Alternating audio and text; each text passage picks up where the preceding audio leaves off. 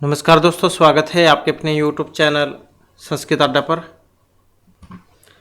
दोस्तों आज की जो वीडियो इसमें करने वाले हैं, आपका हरियाणा में जो स्टेट वाला एग्ज़ाम होगा टीजीटी पीजीटी वाला, तो आपके एग्ज़ाम के लिए महत्वपूर्ण क्वेश्चन आज की वीडियो में हम यहाँ पर लेकर आए हैं। सभी के सभी महत्वपूर्ण क्वेश्चन हैं।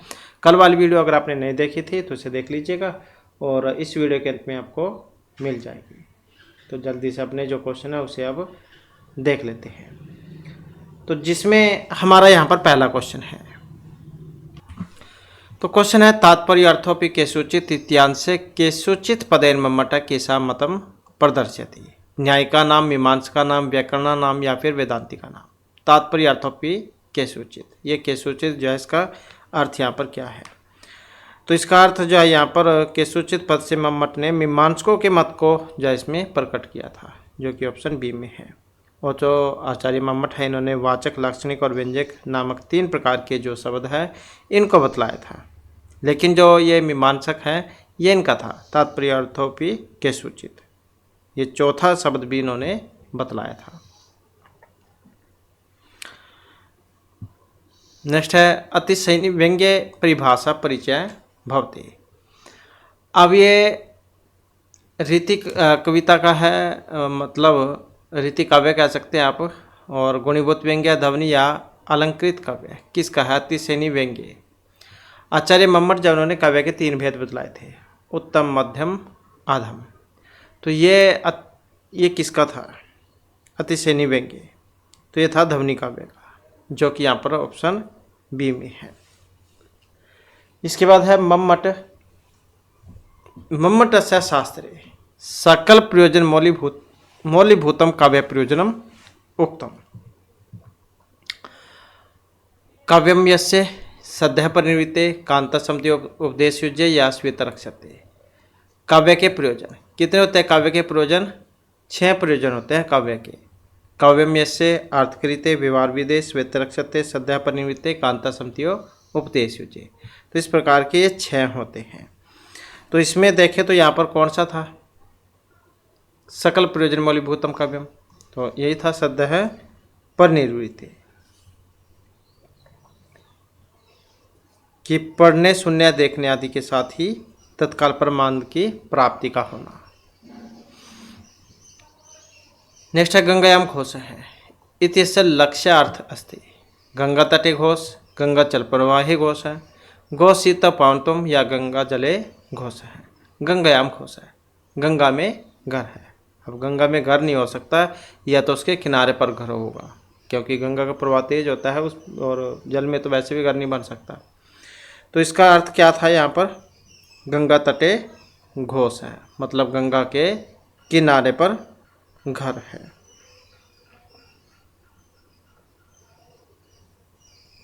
नेक्स्ट है हमारा क्वेश्चन पृथुकार्थ स्वर पात्रम भूषित निःशेष परिजनम देवा वीरसत्करणुज्ञानम संप्रति समावयो सदनम इत्ययं श्लोक कस्य अलंकारस्य अस्ति। तो इसमें अनुप्रास, यमक, श्लेष या उत्प्रेक्षा किस अलंकार का प्रयोग इसमें हुआ है? तो इसकी बात करें तो यहाँ पर रहेगा इसमें श्लेष अलंकार, कि हे राजन, इस समय हम दोनों का घर पृथुकार्तर स्वर पात्र, बच्चे के रोने का स्थान, और बड़े बड़े सोने के पात्र से युक्त, भूषित निःशेष परिजन, पृथ्वी पर लौटते हुए परिजनों वाला, अलंकृत परिजनों वाला, विलसत रेणुगैनम, चूनों की मिट्टी से भरे हुआ और झूमती हुए हाथोनियों से भरा हुआ होने से एक समान हो रहा है। तो श्लेष अलंकार वहाँ पर होता है जैसे शब्द एक होगा, लेकिन उसके अर्थ 2 होंगे।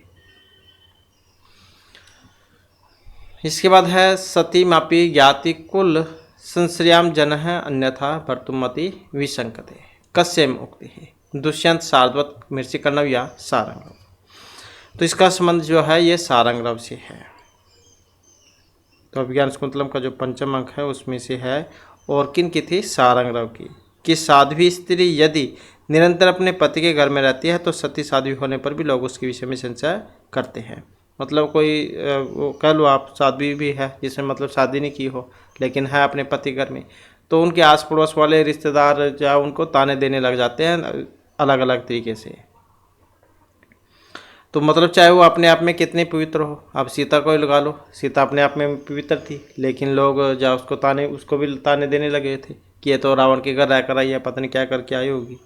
तो इस प्रकार के लोग हैं, किसी का मुँह तो नहीं पकड़ सकते, तो अपने बातें बनाते रहते हैं।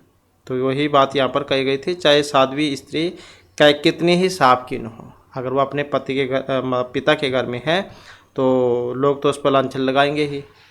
तो सारंग जा उनकी कहना थी ये। इसके बाद है काव्य स्वरूपे अलंकृति इति पदस्य वास्तविक अभिप्राय है। अलंकार रहितो सहितो अलंकारस्य प्रधान युक्तो या रस प्रधान युक्तो काव्य स्वरूपे अलंकृति इति पदस्य वास्तविक अभिप्राय। तो क्या है अलंकारस्य प्रधान युक्तो, मतलब काव्य के स्वरूप में अलंकृत इस पद का मतलब जो है ये अलंकार की प्रधानता से युक्त होने से लिया गया है। और काव्य के स्वरूप में शब्दार्थों का अंतिम विशेषण अलंकृति दिया गया है, जिसका मतलब है साधारणतः स अलंकार शब्दार्थ काव्य में प्रयुक्त होने चाहिए, परंतु जहाँ रस आदि की स्पष्ट प्रतीति हो तो वहाँ कभी कभी अलंकार रहित शब्द और अर्थ के होने पर भी काव्यता की हानि नहीं होती है। नेक्स्ट है पूर्ण उपमाया कति तत्वानि आवश्यकानि चत्वारि पंच त्रीणि या षट्। तो पूर्ण उपमा में कितने तत्व आवश्यक माने गए हैं? तो 4 होते हैं इसमें, ऑप्शन जो ए में है। कौन कौन से? मतलब पूर्ण उपमा में 4 तत्वों की आवश्यकता होती है, और उपमा अलंकार के 2 भेद हैं, पूर्ण उपमा लुप्त उपमा। और पूर्ण उपमा में उपमान उपमेय साधारण धर्म और उपमानवाचक का ग्रहण होने पर पूर्ण उपमा, और उन 4 में से 1 या 2 या फिर 3 का लोप होने पर लुप्त उपमा होती है। और इसका तो लक्षण भी आ जाता है उपमा अलंकार का, साधर्म्य में उपमा भेदे, उपमान और उपमेय का ही साधर्म्य होता है, कार्य कारक आदि का नहीं। तो इसका तो लक्षण भी जो एग्जाम में पूछ लिया जाता है, तो उसको भी आप जो है याद रखिएगा। इसके बाद तद आदोषो शब्दार्थो सगुणो अलंकृति पुनः कवपि।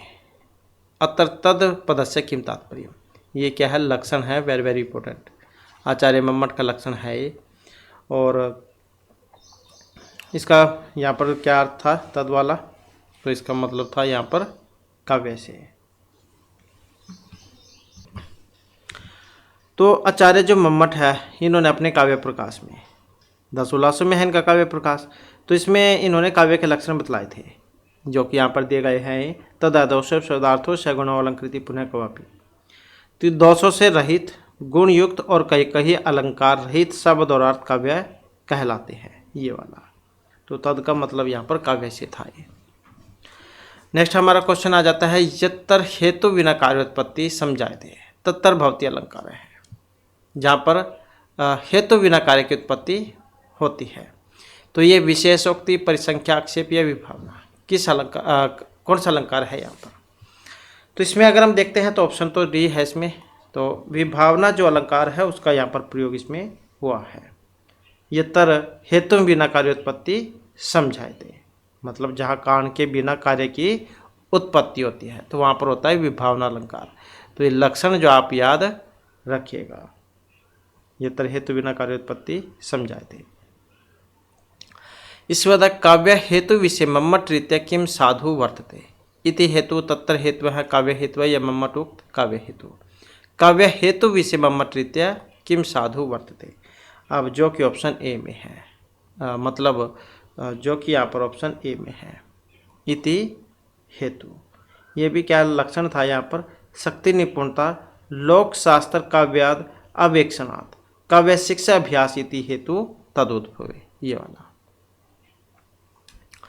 नेक्स्ट है शब्द साम्यम वैषम्य सवरस्यत कस्य अलंकार से लक्षण। यहाँ पर ये किस अलंकार का लक्षण है? अनुप्रासस्य यमक रूपक या श्लेष, कौन से का है ये? तो ये जो है अनुप्रास अलंकार का था। सब सम्य वैषम्यपि समरस्यत, मतलब जहाँ स्वरों की विषमता होने पर भी शब्द साम्य हो तो वहाँ पर अनुप्रास अलंकार होगा। लता कुंजम गुंजन वो वाला आता है, इसका बहुत प्रसिद्ध उदाहरण है। तो अनुप्रास अलंकार का यहाँ पर ये लक्षण है। इसके बाद है शब्दस्य प्रत्यक्ष इंद्रियार्थ सन्निकर्ष है भवती, संयोग है, समवाय है, सुख समवाय या समवाय है। सन्निकर्ष का क्वेश्चन है जो कि 6 होते हैं। तो यहाँ पर अगर हम देखें तो कौन सा है इसमें, शब्दस्य प्रत्यक्ष इंद्रियास सन्निकर्ष। तो उसमें जो है शब्द के प्रत्यक्ष में समवाय इंद्रिया सन्निकर्ष होगा, ये वाला। जब श्रोत्र कान से शब्द का ग्रहण होता है तब श्रोत्र इंद्रिय होगा, शब्द अर्थ होगा, और शब्द के साथ श्रोत्र का समवाय सन्निकर्ष होगा, क्योंकि कान के मध्य भाग में स्थित आकाशी श्रोत्र कहा गया है, इसलिए श्रोत्र आकाश स्वरूप है और शब्द आकाश का गुण है, और गुण और गुणी के बीच समवाय संबंध होता है। इसके बाद है अभावस्य प्रत्यक्ष इंद्रिया सन्निकर्ष भवति, संयोग है समवाय समेत समवाय यह विशेष अविशेष्य भाव है। तो अभाव प्रत्यक्ष से इंद्रिया सन्निकर्ष है, तो यही है ऑप्शन डी वाला, विशेषण विशेष्य भाव है। मतलब अभाव के प्रत्यक्ष में विशेषण विशेष्य भाव इंद्रिया सन्निकर्ष होगा जब चक्षु से संयुक्त भूतल में घट के अभाव का प्रत्यक्ष होगा कि जिसे यह भूतले घट नास्ति, तो इस भूभाग में घड़ा नहीं है, तो इस शब्द से विवृत किया जाता है। तब घट अभाव रूप अर्थ के साथ चक्षु इंद्रिय का विशेष विशेषण भाव सन्निकर्ष होगा। अभाव कह लो, आपके अभाव मतलब कोई चीज़ थी वो वहाँ पर नहीं है। इसके बाद तर्क भाषानुसारेण व्याप्ति द्वि त्रि चतु एक, क्या कितने प्रकार की है तर्क भाषा के अनुसार व्याप्ति। तो व्याप्ति की बात करते हैं तो ऑप्शन जो है हमारा इसमें बनेगा द्विविधा, ये दो प्रकार की होती है, व्याप्ति अव्याप्ति। इसका तो लक्षण भी आता है एग्जाम में, बहुत बार देखने को मिलता है, साहचर्य नियमो व्याप्ति ही, ये वाला साहचर्य। साहचर्य क्या होता है, साथ साथ जो रहता है, साथ साथ रहना नियम को व्याप्ति कहते हैं। इसका उदाहरण भी आता है, जैसे यत्र यत्र धूमर तत्र तत्र वहनी, जहाँ जहाँ पर धुआं होगा वहाँ वहाँ पर आग जरूर होगी। इसके बाद है तर्क भाषानुसारेण अनुमानम एक द्वि त्रि चतुर, कितने प्रकार का होता है अनुमान। अनुमान क्या है, अंदाजा लगाना जैसे, तो कितने प्रकार का है, ये होता है दो प्रकार का, स्वार्थनुमान परार्थनुमान। स्वार्थनुमान जो अपनी सिद्धि के लिए होगा, स्वार्थ स्व प्रतिपत्ति हेतु हो, मतलब अपने ज्ञान का निमित्त स्वार्थनुमान है, और प्रार्थनुमान जो दूसरों को बताने के लिए हो, मतलब 5 अवयव वाले अनुमान वाक्य का प्रयोग प्रार्थनुमान है। ये क्वेश्चन भी एग्जाम में आता है, प्रार्थनुमान के अवयव कितने हैं, तो प्रार्थनुमान होता है 5 प्रकार का। अनुमान तो 2 प्रकार का हो गया, स्वार्थनुमान और प्रार्थनुमान। फिर आगे प्रार्थ जाइए 5 प्रकार का है, मतलब इसके 5 अवयव है। कौन कौन से, प्रतिज्ञा, हेतु, उदाहरण, उपनय, निगमन।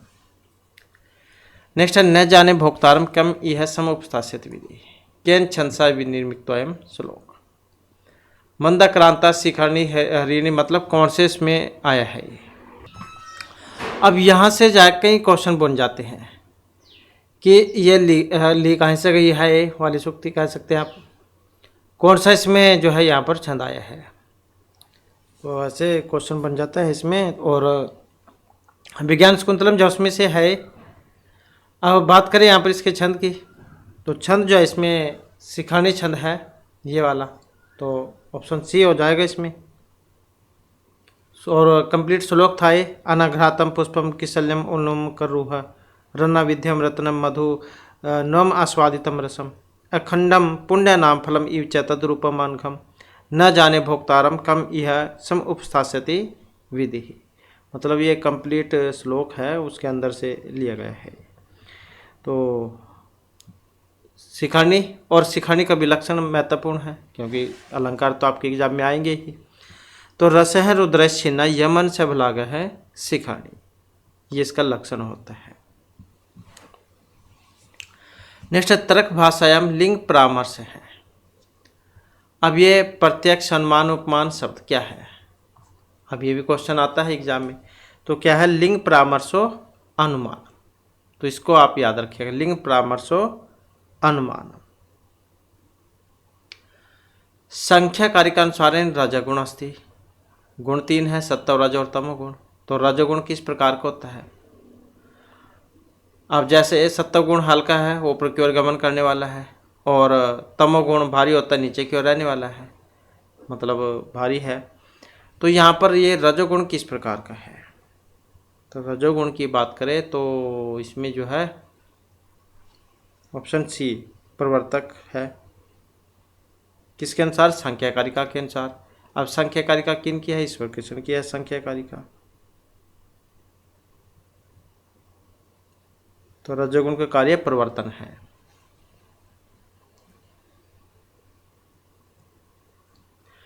इसके बाद है संख्या दर्शनम प्रमाणम न मनुते। अब संख्या दर्शन एक प्रमाण नहीं मानता, वो कौन सा है इसमें? प्रत्यक्ष अनुमान, उपमान या आप्तवचनम। तो कौन सा है इसमें? ये वाला, उपमान वाला, क्योंकि ये प्रत्यक्ष अनुमान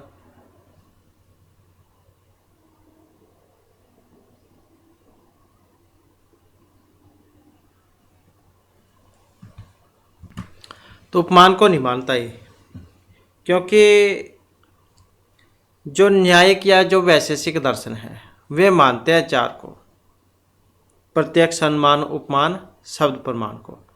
तो ये संख्या दर्शन है प्रमाण जो है इनको प्रमाण को नहीं मानता है, और संख्या दर्शन तीन को मानता है, प्रत्यक्ष अनुमान शब्द। तो उपमान को ये नहीं मानता है। इसके बाद संख्याभिमतायाम सृष्टि प्रक्रिया प्रथम विकार अहंकार मन महत या चक्षु क्या है? संख्याभिमतायाम सृष्टि प्रक्रिया प्रथम विकार है। तो प्रथम विकार जो है ये महत है। महत मतलब बुद्धि, और महत की उत्पत्ति मूल प्रकृति से होती है, और महत को बुद्धि प्रत्यादि नामों से भी जाना जाता है। इसके बाद है संख्या दर्शन से सिद्धांतास्ति। असतः सत जायते एकस्य सतो विवर्तः कार्य जातम न वस्तुतः। सतः असत जायते या सतः सत जायते। तो संख्या दर्शन से सिद्धांत क्या है? तो इनका सिद्धांत है सत से सत की उत्पत्ति होती है, मतलब सतः सत जायते। नेक्स्ट है संख्या दर्शने तन्मात्राणि सन्ति त्रीणि पंच अनित्य या चेतन। मतलब ये है संख्या दर्शन तन्मात्राएं त्रीणि चत्वारि पंच या षट। कितने हैं तन्मात्राएं? तो तन्मात्राओं की बात करते हैं तो पंच होती है तन्मात्राएं, तो जो कि ऑप्शन बी में है। रूप रस गंध स्पर्श, मतलब शब्द स्पर्श रूप रस गंध, शब्द स्पर्श रूप रस गंध, ये ऐसे पांच है। संख्या मते पुरुष त्रिगुण अनित्य व्यक्ति चेतन क्या है? तो पुरुष जो उसको माना गया है चेतन। तो ऑप्शन कौन सा होगा? डी वाला हो जाएगा इसमें, चेतन। नेक्स्ट है संख्या दर्शन कति तत्वानि मन्यन्ते सप्त एकम षोडश या पंचविंशति। तो संख्या दर्शन जो इसमें 25 तत्व माने गए हैं, मतलब पंच तन्मात्रे हैं, पंच कर्मेंद्रियां, पंच ज्ञानेंद्रियां, और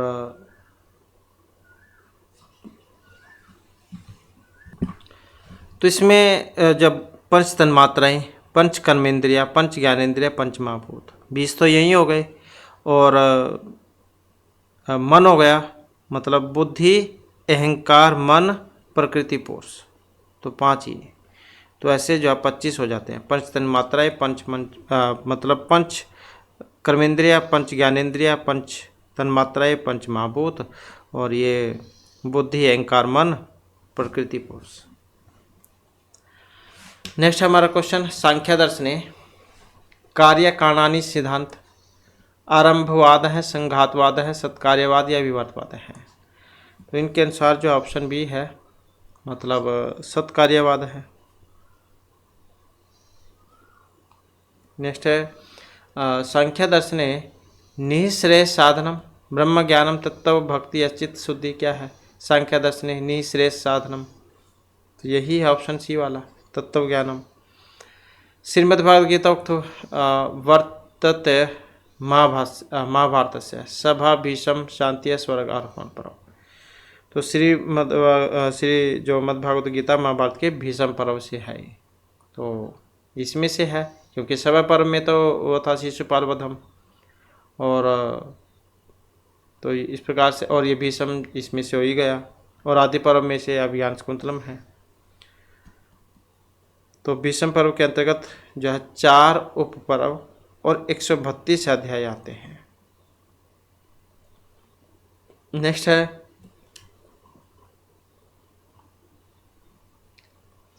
श्रीमद्भागवते कति स्कंद। अब इसमें स्कंद है, कितने हैं भागवत में स्कंद? 12, 14, 11 या 10। अब इसकी बात करते हैं तो ऑप्शन ए है इसमें, मतलब 12 स्कंद है इसमें। नेक्स्ट है कर्मेंद्रिया, हमने अभी पढ़ ही लिया। सूक्ष्म शरीर की उत्पत्ति तो 17 तत्वों से हुई थी, सांख्य दर्शन में 25 तत्व माने गए हैं।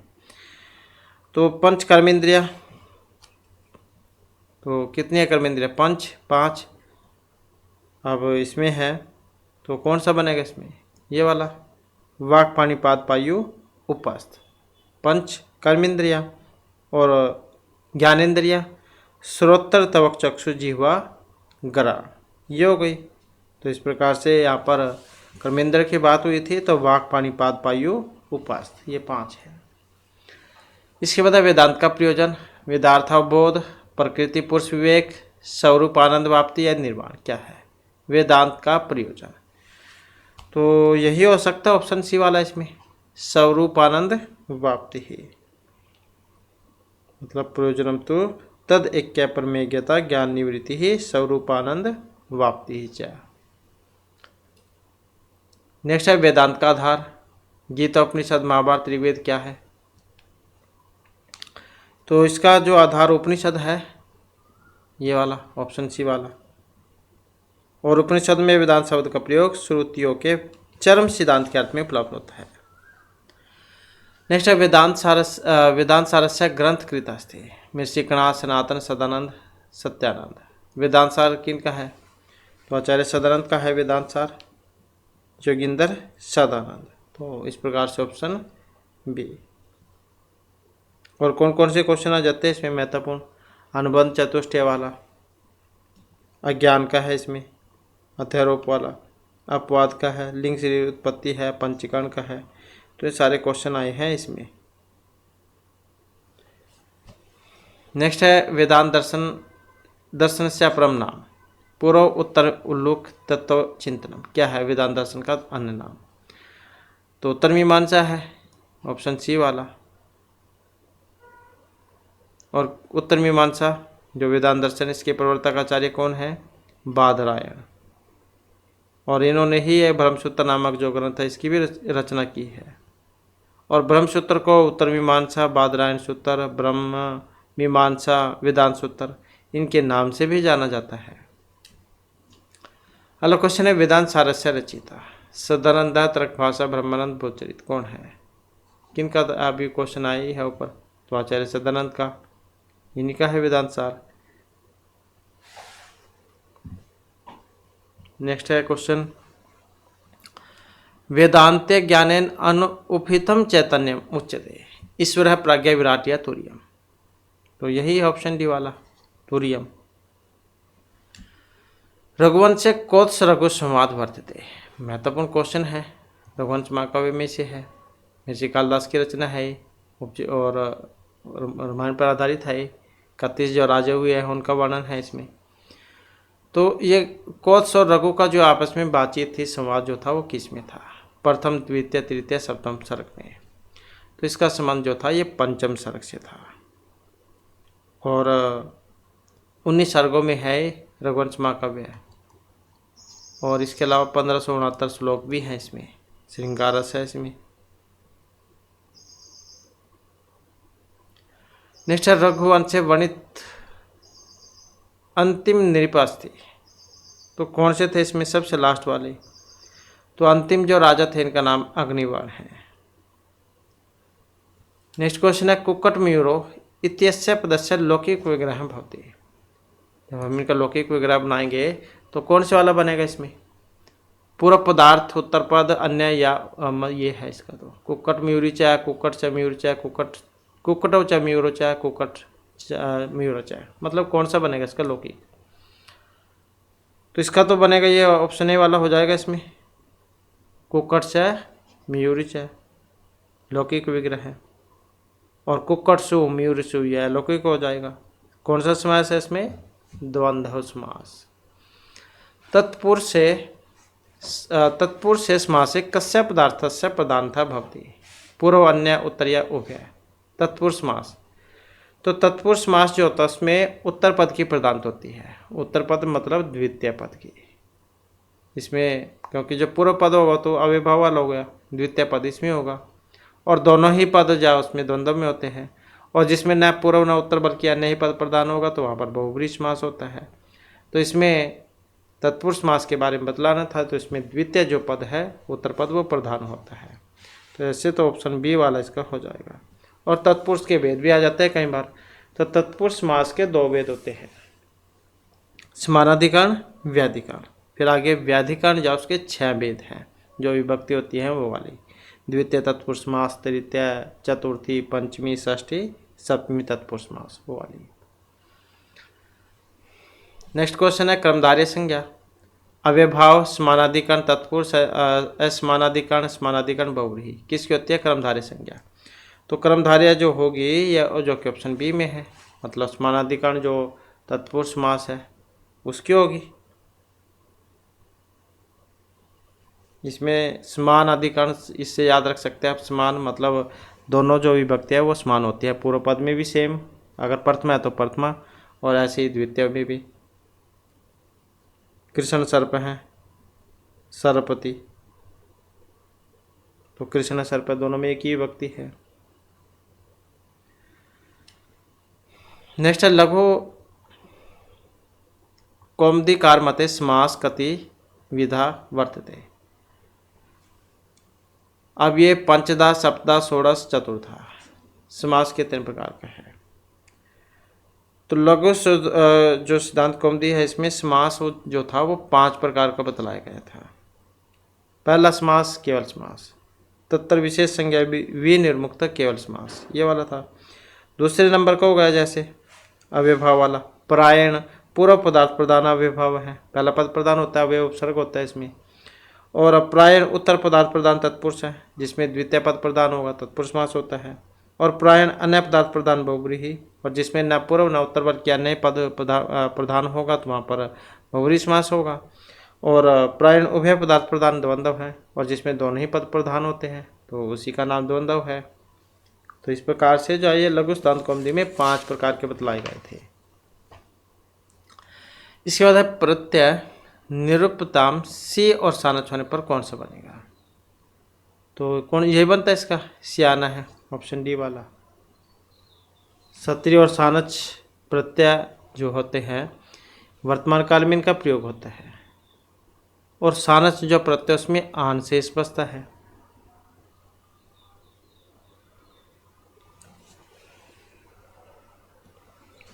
और इसके जो रूप है वो बालक के समान बनते हैं, मतलब पुल्लिंग है, पुल्लिंग में तो बालक के समान बनेंगे, स्त्रीलिंग में बालिका के समान बनेंगे, और नपुंसकलिंग में फल के समान चलते हैं। एदमान है, गृहमान है, तो ऐसे बनते हैं इनके रूप। इसके बाद प्रत्यय निरूप्यता, गम का सत्रि होने पर कौन सा बनता है। गस्ती गस्ती गस्ती गच्छत, गम का सत्रि होने पर तो कौन सा बनेगा, गम का गच्छत बनता है, ये वाला ऑप्शन डी वाला। सत्रि जो प्रत्यय होता है इनमें अत शेष बचता है, अत, इसको आप याद रखिएगा। और ये पुल्लिंग, स्त्रीलिंग और नपुंसकलिंग तीनों लिंगों में प्रयोग में आता है। नेक्स्ट है तल प्रत्यांत पदम अस्ति, तल जो होता है उसका ता बनता है तल वाले को। अब कौन सा बनेगा इसमें, पठिता, बंधुता, हसीता, गंता, तल प्रत्यांत पदम, तो तल कौन सा है, यही है ऑप्शन बी वाला। बंधु शब्द है इसमें और तल प्रत्यय हो जाएगा, तो तल का ता बनता है, बंधुता बन जाएगा इसमें। अगला क्वेश्चन है गमनम, गमनम लेखनम पठनम इत्यत्र प्रत्यय है। अब इसमें कथ है, सत्री है, सानच, ल्यूट, कौन सा प्रत्यय का प्रयोग हुआ था गमनम में। गम धातु जाने अर्थ में होती है, लेखन पठन, लिखना पढ़ना। तो कौन से प्रत्यय का प्रयोग हुआ यहाँ पर? इसी का हुआ है, ल्युट प्रत्यय का। अब गम में ल्युट प्रत्यय होगा, टा और ला का तो लोपी हो जाएगा, यू बचेगा और यू नाकों से यू को फिर अन्न हो जाएगा, तो उसके बाद बनेगा फिर ये पठनम लेखनम पठनम।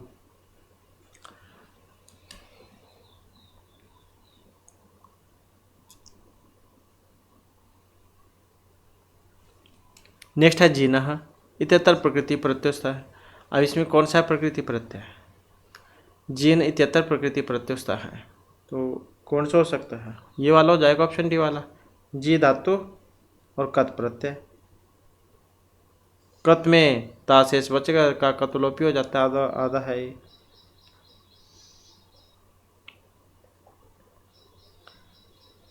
नेक्स्ट है हमारा क्वेश्चन 5 का है। इसमें धातु प्रत्यय कौन सा है? 5 का में पच तो धातु ही हो गई है, तो कौन सा प्रत्यय है इसमें? पच में अणुवूल प्रत्यय का प्रयोग हुआ है, अणुवूल का। इसमें भी अणाला कतलोपी हो जाएगा, वो बचेगा, यो नाको शक हो जाएगा और अचोनिति से वृद्धि हो जाएगी इसमें, उसके बाद बनेगा फिर ये। निरी शब्द का प्रथमा विभक्ति में जब हम रूप बनाते हैं तो कौन सा बनेगा इसका? निरी का प्रथमा विभक्ति एक वचन में, प्रथमा मतलब प्रथमा विभक्ति का रूप, तो यही बन जाएगा ऑप्शन डी वाला, ना नरो नर हैं। रूप कैसे चलते हैं इसके? प्रथमा में तो हो ही गए यहाँ पर, ना नरो नर हैं, नरम नरो नरीन, नरा निरिभ्याम निरिभिः, नरे निरिभ्याम निरिभ्यः, नुहो निरिभ्याम निरिभ्यः, नुहो नरोहो निरीणाम, नरी नरोहो निरीषु। हे ना, हे नरो, हे नरः। इसके बाद है धातु पाणी विधायत गृह धातु लोट लकार प्रथम पुरुष एक वचन रूपम भवति। तो इसका जब हम बनाएंगे लोट में प्रथम एक वचन में कौन सा बनेगा? तो यही हो जाएगा इसमें गृह्यति। इसके बाद है क्रिय धातु का लंग प्रथम पुरुष एक वचन में जब हम रूप बनाते हैं तो कौन सा बनेगा इसका? तो यही बन जाएगा अक्रोत, प्रथम लंग लकार प्रथम पुरुष एक वचन में, अक्रोत अक्रुताम अकुर्वन, अक्रोहो अक्रुतम अक्रुत, अकर्वम अक्रो अक्रुम, ऐसे चलते हैं इसके रूप, तो यही हो जाएगा इसमें। इसके बाद दा धातु लेनर्थ में होती है, इसका जब लट लकार उत्तम पुरुष बहुवचन में रूप बनाएंगे तो कौन सा बनेगा इसका? लट लकार में, तो यही हो जाएगा ऑप्शन ए वाला। उत्तम पुरुष की बात हुई थी इसमें, ददामी बनता है, ददामी, ये वाला ददामी। तो कैसे चलते हैं इसके रूप?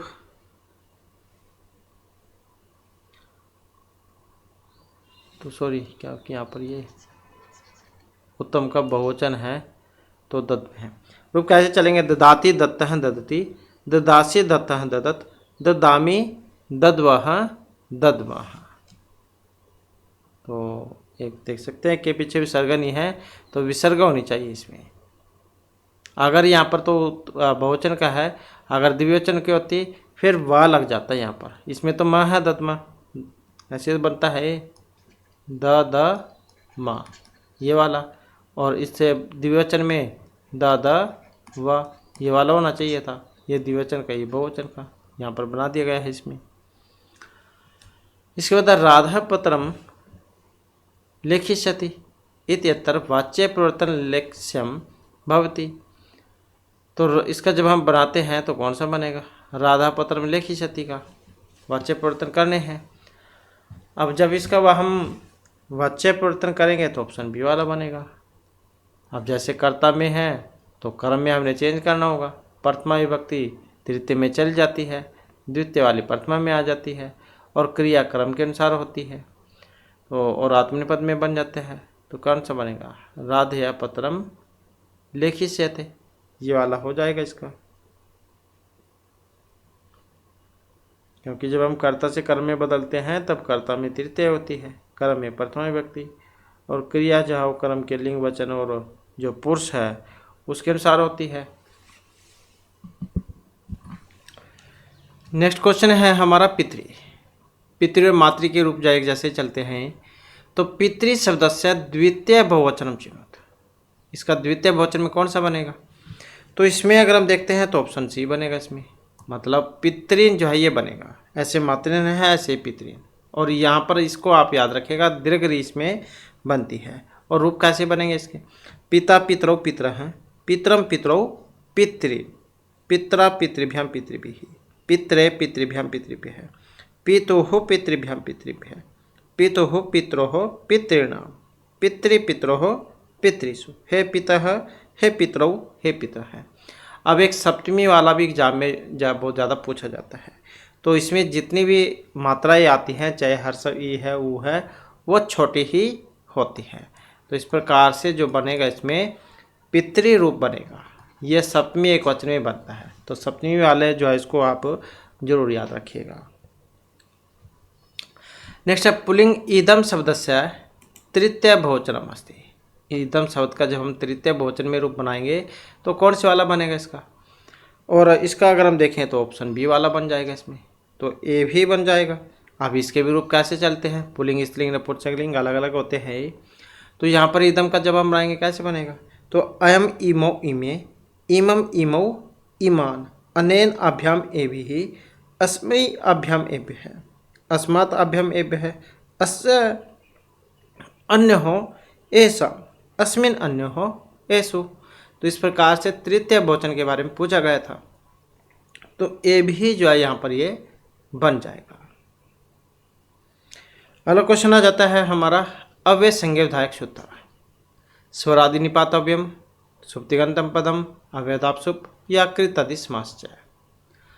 तो यहाँ पर अव्यय संज्ञा करने वाला जो है इसमें ऑप्शन ए वाला है, स्वर आदि निपात अव्यय। स्वर आदि शब्द और निपात संज्ञक शब्द अव्यय संज्ञक होते हैं।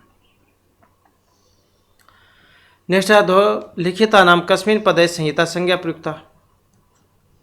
उपेंद्र, कमलम, रामस्य या अचलम। तो संहिता संज्ञा होगी यहाँ पर, और सूत्र भी आ जाता है एग्जाम में, तो संहिता करने वाला सूत्र है। तो पर से निकर्ष संहिता, ये वाला सूत्र संहिता संज्ञा करता है। तो वर्णों में अत्यंत समीपता होने की स्थिति में संहिता संज्ञा होगी। क्या? वर्णों में अत्यंत समीपता होने की स्थिति में संहिता संज्ञा होती है, और संहिता होने पर ही संधि कार्य होगा। अब जैसे उप प्लस में इंद्र है, अब उप में अ और इंद्र में ई, और ई में गुण हो जाएगा आद्गण सूत्र के द्वारा। तो ऑप्शन ए वाला हो जाएगा इसमें, ये वाला उपेंद्र है। नेक्स्ट है क्रियार्थोपदस्य कर्मणि स्थानीन इत्यनेन भवति। अब ये द्वितीय, पंचमी, तृतीय, चतुर्थी कौन सी में करता है, कौन सी में लगेगा? तो क्रियार्थोपदस्य च कर्मणि स्थानीन इत्यनेन चतुर्थी भवति। तो कौन सी होगी? चतुर्थी। मतलब क्रियार्थक क्रिया जिसका उपपद हो, उस तुमन प्रत्यांत का प्रयोग न हुआ हो तो उस तुमन अंत के क्रम में चतुर्थी भक्ति होगी। मतलब जब तुमन प्रत्यांत धातु का प्रयोग प्रोक्ष रहे तो उसके क्रम में चतुर्थी होगी। नेक्स्ट क्वेश्चन है रुदति प्रावर्जित। अत्र रुदति पदे सप्तमी विभक्ति अस्ति। रोती हुई को छोड़कर चला गया। निर्धारण में है, समीप्य अर्थ में है, कर्म प्रवचने या अनादिर मतलब अनादर अधिक्य भाव लक्षण है। तो कौन किस अर्थ में है यहाँ पर? ये क्या हुआ था इसमें? रुदति प्रावर्जित, अनादर किया था इसमें, रोती हुई को छोड़कर चला गया। तो इस प्रकार से देखते हैं तो कौन सा बनेगा इसमें? ये वाला हो जाएगा, अनादिर अनादर अधिक्य भाव लक्षण है। मतलब षष्ठी चाहे अनादरी सूत्र लगता है इसमें, इसको भी आप याद रखिएगा। जिसका अनादर तिरस्कार करके कोई कार्य किया जाएगा तो उसमें षष्ठी या फिर सप्तमी विभक्ति होती है। जैसे एक और उदाहरण भी आता है इसका, रुदतः पुत्रस्य रुदति पुत्रेवा वनम प्रावर्जित। रुदते पुत्र का तिरस्कार करके वह सन्यासी हो गया। अगला क्वेश्चन आ जाता है आलुक्य दर्शनम इति संज्ञा प्रसिद्धम दर्शनम अस्ति। संख्या वैशेषिक योग मीमांसा दर्शन। तो इसका संबंध कौन से दर्शन से है? वैशेषिक दर्शन से है जी, आलुक्य दर्शन। तो ये वैशेषिक दर्शन जो थे इसके प्रतिपादक आचार्य थे कणाद भी क्या देते हैं, उल्लोक भी कह देते हैं या औलोक्य है। चार्वाक दर्शनस्य कृते किम अपरम नाम प्रचलितम अस्ति। ब्रह्मा दर्शनम, परलोक, एलोक, लोकायत दर्शनम, चार्वाक दर्शन का अन्य नाम। तो इसका जो अन्य नाम है कौन सा है? लोकायत दर्शनम, ये वाला, मतलब चार्वाक दर्शन के लिए अपना नाम जो है वो लोकायत दर्शन है। वैशेषिक दर्शन अनुसार सप्त पदार्थेषु न गण्यते। तो 7 पदार्थों में नहीं आएगा, कौन सा? ऑप्शन 4 में जो है, तो इसमें ए और डी नहीं आएंगे। तो 7 पदार्थों में पुरुष और अहंकार की गणना नहीं की गई है। 7 पदार्थ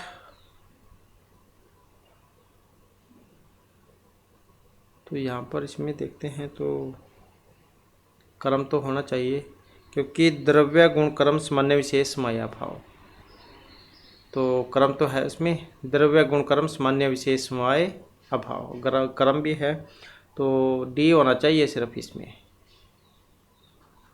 डी होना चाहिए केवल,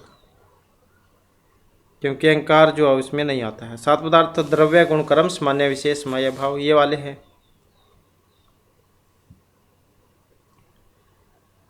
तो अहंकार है बस इसमें। तो इस प्रकार से जो हमारी क्लास में महत्वपूर्ण क्वेश्चन थे, नेक्स्ट वीडियो की इसमें आपके लिए नए जो महत्वपूर्ण क्वेश्चन हम लेकर आएंगे। और हमारे साथ अंत बनाने के लिए धन्यवाद।